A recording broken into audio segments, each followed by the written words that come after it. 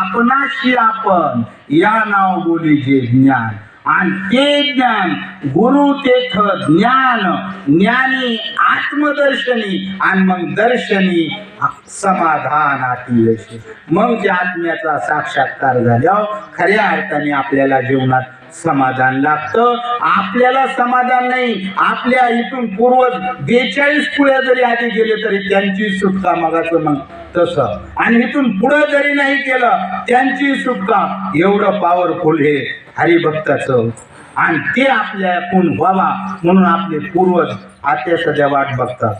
कोणते माझे जावाई माळ घालणार, कोणते माझे कळून घेणार आणि मग त्यांच्या मार्फत माझा उद्धार होणार हे ह्याच्यासाठी आत्याबाईंनी इतका अट्टास केला. या बाळांना सांभाळलं, त्यांना आईची आठवण नाही होऊन दिली. हो तुम्हाला सांगतो, पण गावात त्या बी अशा होत्या बापरे बापरे. हा त्यांना पाहिल्यावर कुणाला वाटत नव्हतं यांची आई नसेल. हा अशा हात्याने जतन केले आणि त्यांनी सध्या बिलकुल थोडंही काम त्यांच्या कर्तव्यातून उतराई ठेवली नाही. सांगा ना, असं घडणं एवढं सोपं नाही. आणि हा आत्याचाच आशीर्वाद आणि तो साधूचा आशीर्वाद. हे हरिभक्त एकदा झालं त्यांना बी सोडू शकतो. त्या कुठे गेल्यात आपण सांगू शकतो का?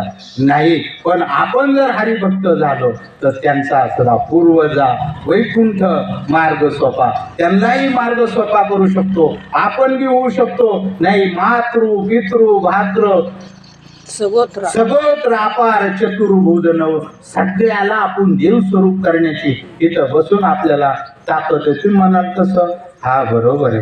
तुम्हाला सांगतो, आपण रानात मोल मजुरी करून आपल्या मुलाला शिकवलं, मुलाने गेलं कबाड कष्ट केलं आणि आपला मुलगा इंजिनियर झाला आणि त्याला 2 लाख रुपये पगार भेटला तर पुन्हा आपल्याला मुलाने जावं लागेल का हो? लागेल? तसाच आहे. आपण जे काय आपल्याला कर्तव्य केलं पण आपल्यातले ते पूर्वज वाट पाहतात. कोण इंजिनियर होतंय, म्हणजे कोण हरिभक्त होतंय, कोण हरिभक्त होतंय आणि ते भेटल्याबरोबर मग आपले नाती गोती सगळ्यांचं देव स्वरूप करण्याची ताकद आपल्याला इथं बसून आणि तेवढी हरिभक्तीत पावर आहे. आणि ते करण्यासाठी काय लागतं? काही नाही. आवडे देवाशी तो ऐका प्रकार, नामाचा उच्चार रात्र दिवस, तुळशी माळ गळा